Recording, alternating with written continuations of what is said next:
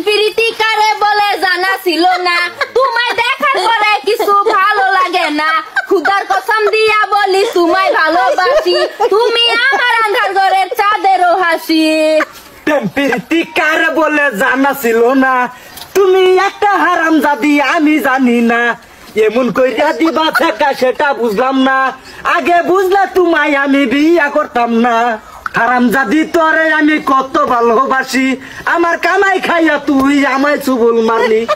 এমন কথা কইও না, আমি শরম পাই, তোমার যাইতে পারি।